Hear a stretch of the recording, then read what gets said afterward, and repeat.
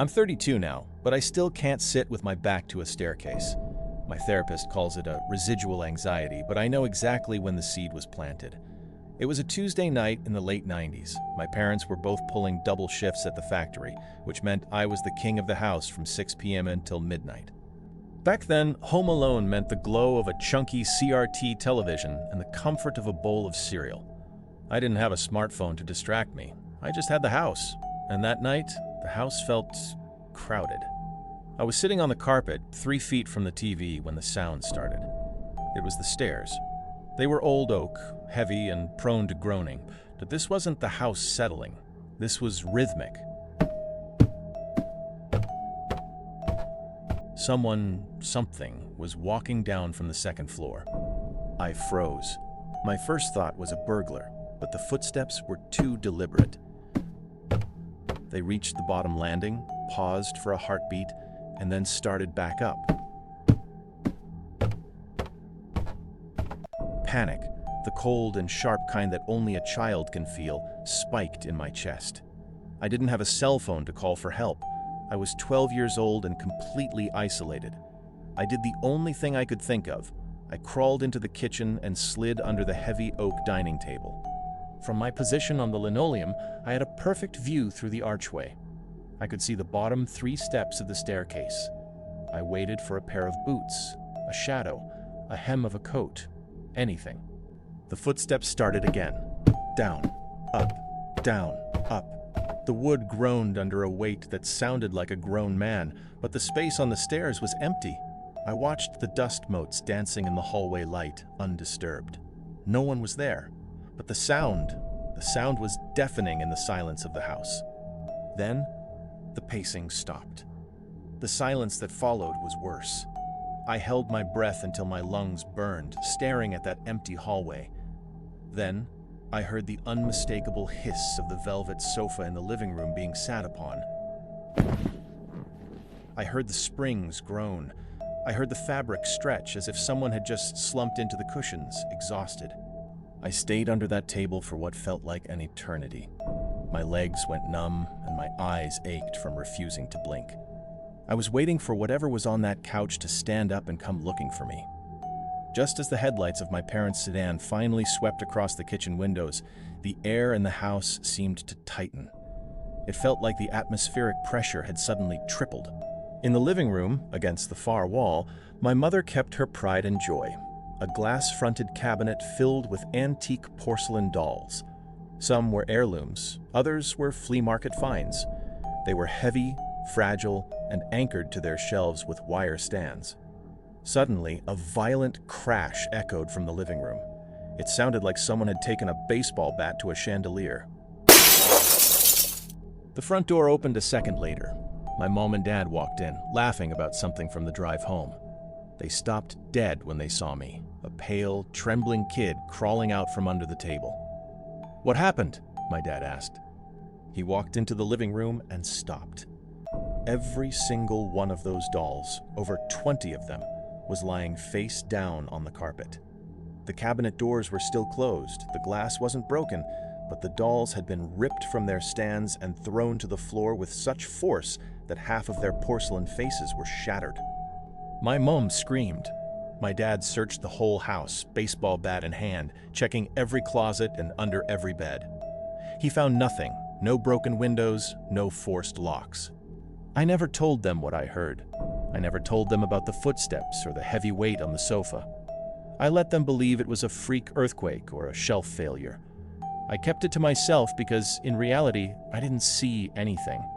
And somehow, the fact that there was nothing to see made the memory of those heavy, invisible boots much, much harder to live with.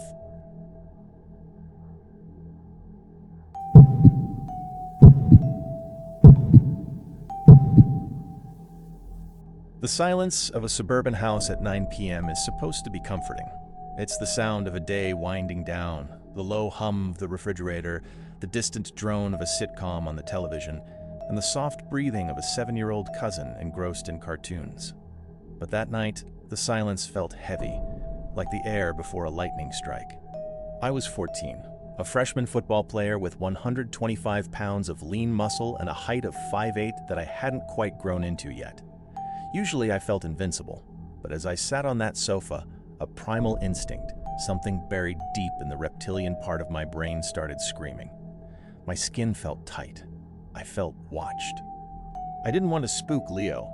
I kept my eyes on the TV, but my peripheral vision was scanning the room. Nothing was out of place, yet the dread wouldn't subside.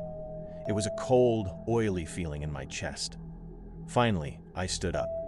"Hey, Leo, I'm just gonna go check the locks, okay? Stay right there." I walked toward the back door, my socks sliding slightly on the hardwood. I flipped the deadbolt. Click. A small victory.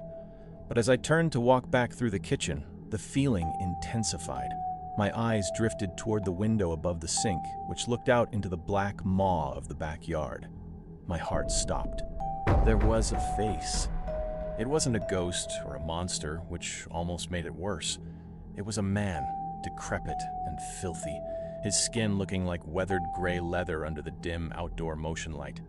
His hair was a matted nest, and his eyes, wide, unblinking, and vacant, were fixed entirely on the back of Leo's head in the other room. He wasn't looking for a TV to steal. He was hunting. Adrenaline is a strange thing. It didn't make me scream, it made me cold. I realized that if I panicked, Leo would panic. If Leo panicked, the man would know we were vulnerable. I forced a smile, though my face felt like it was made of stone. I stepped into the living room, blocking the man's line of sight. "All right, buddy, time's up," I said, my voice remarkably steady. "Mom and the aunts will be back soon, and if they see you awake, I'm the one who gets in trouble. Let's head up." Leo groaned, but followed. Every step up those stairs felt like walking through deep water. I kept my back to him, shielding him, waiting for the sound of glass shattering behind us. I got him into his room, tucked him in, and told him to stay under the covers, that we were playing a super secret quiet game. The moment I closed his door, the mask fell.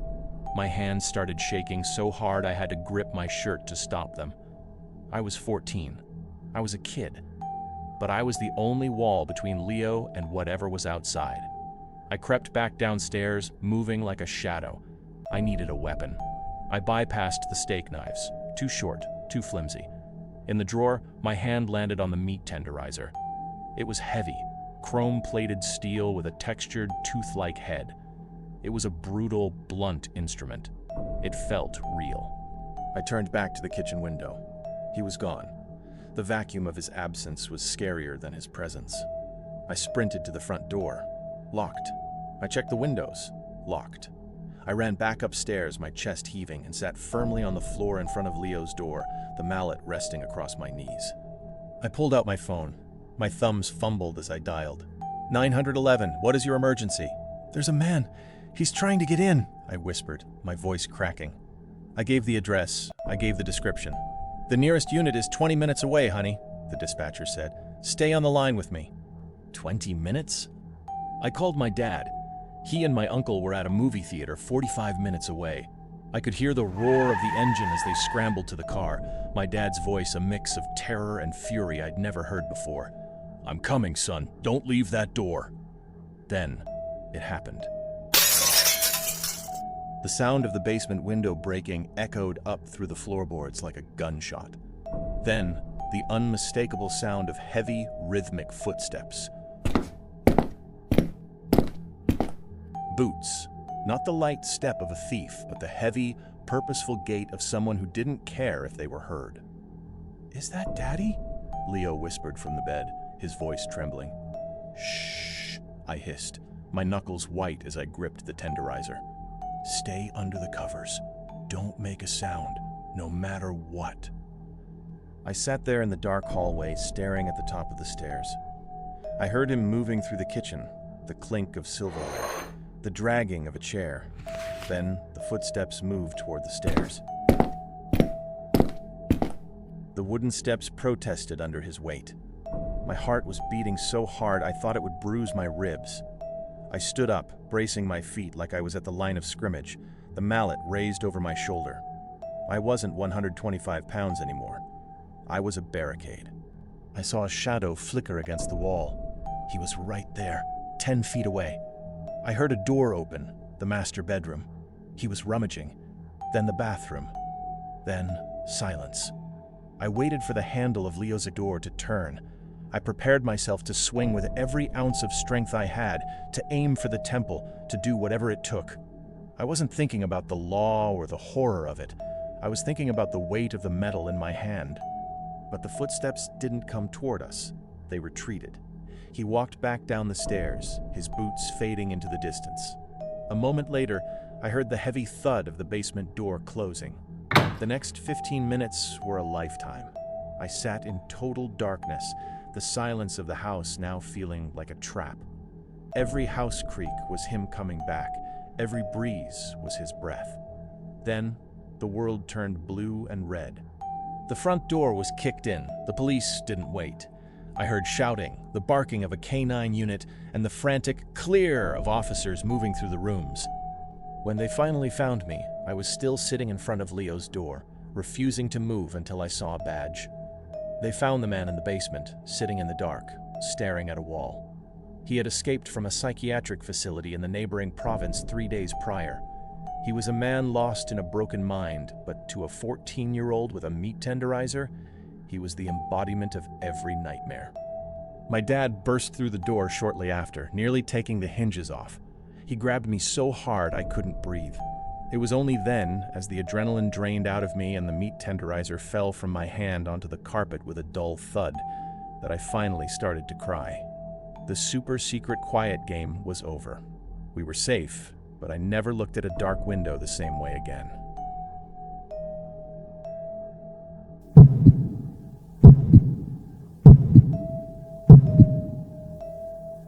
I've lived in this house for 6 months, and for 6 months I've bragged about how automated it is.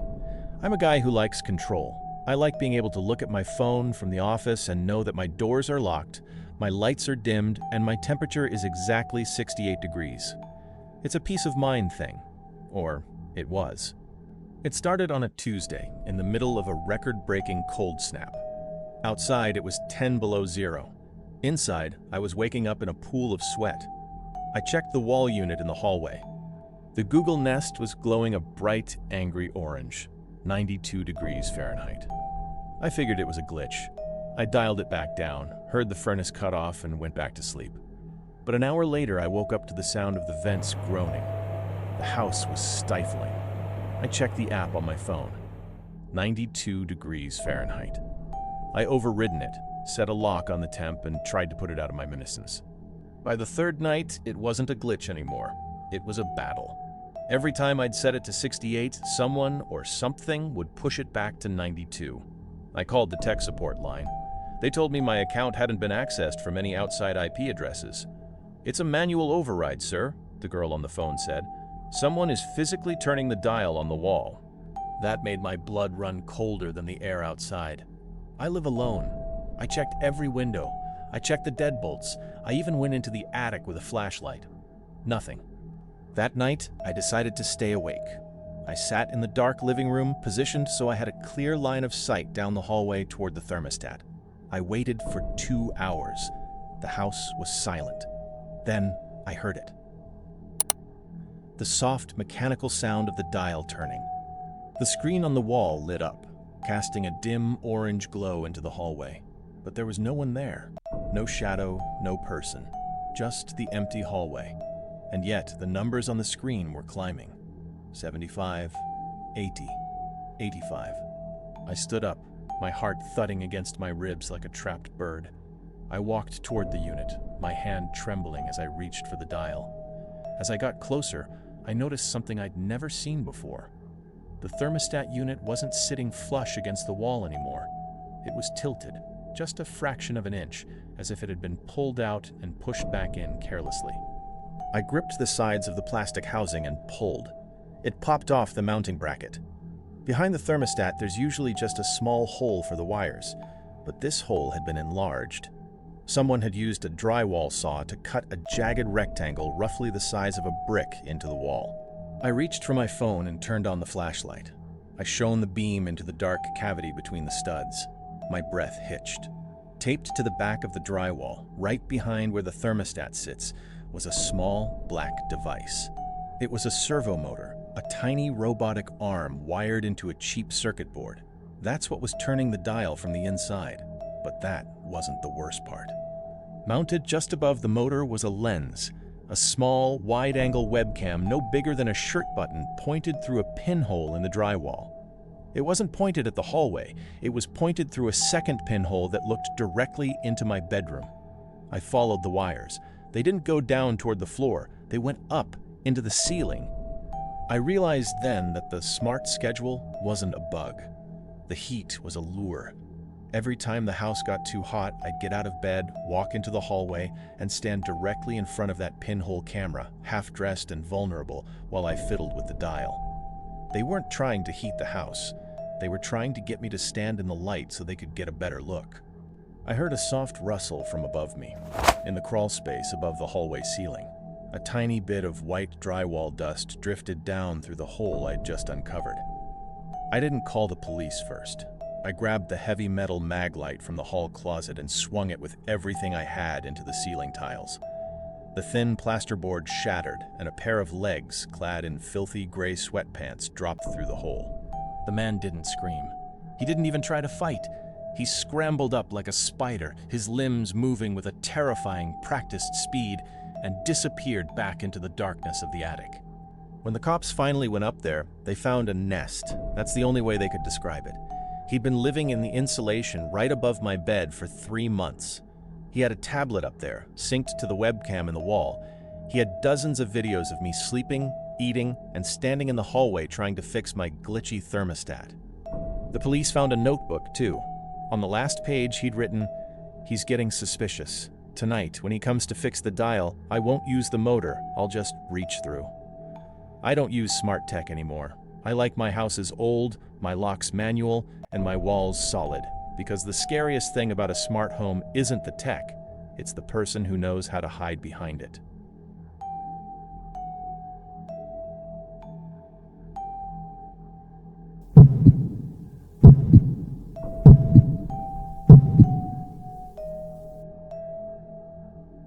I'm the kind of guy who lives in his headset. You know the type. Dual monitors, noise-canceling headphones, door locked. It was a Tuesday, maybe 8:30 p.m.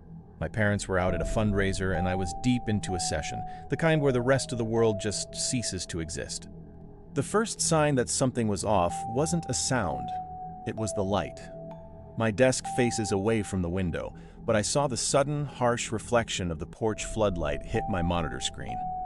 I didn't think much of it. Sensors trip all the time. Stray cats, a heavy breeze, the neighbor's trash cans. But then my phone, sitting right next to my mouse, vibrated. Motion detected. Front door. I sighed, pushed my headset around my neck, and swiped the notification. The feed was grainy, struggling with the contrast of the porch light. There was a guy standing there. He was wearing a high-visibility reflective vest, the kind construction workers or delivery drivers wear. He was holding a box, a big, square, heavy-looking thing. He didn't ring the bell, he just stood there. I watched him through the screen for a good 10 seconds. He was looking at his phone, then looking at my door, then back at his phone. He looked frustrated. I tapped the talk button on the app. "Yo, can I help you?" I said, my voice echoing through the little speaker on the porch. The guy jumped, just a little flinch. He looked directly into the camera lens, his eyes were bloodshot, and he had this jagged, nervous energy about him. Yeah, he said. His voice was scratchy, like he hadn't used it in a few days. "GPS Conda is bugging out. Is this 412? "No," I said, leaning back in my chair. "This is 414. 412 is the house to the left, the one with the blue shutters." He didn't move. He just stared into the camera. It felt like he was looking through the phone right at me. 412, he repeated. "Right, okay, sorry to bother you, kid." He turned and walked off the porch. I watched him go until he disappeared past the edge of the camera's view. I went back to my game thinking that was that, typical delivery driver error. But about 10 minutes later, a text popped up from my mom. "Hey, I ordered that new mechanical keyboard you wanted. Amazon says it was just delivered to the porch. Enjoy!" My heart did a weird little skip. If my package was delivered, why didn't the guy in the vest mention it? Why was he carrying a box away from the house? I opened the app again. I scrolled back through the recorded clips.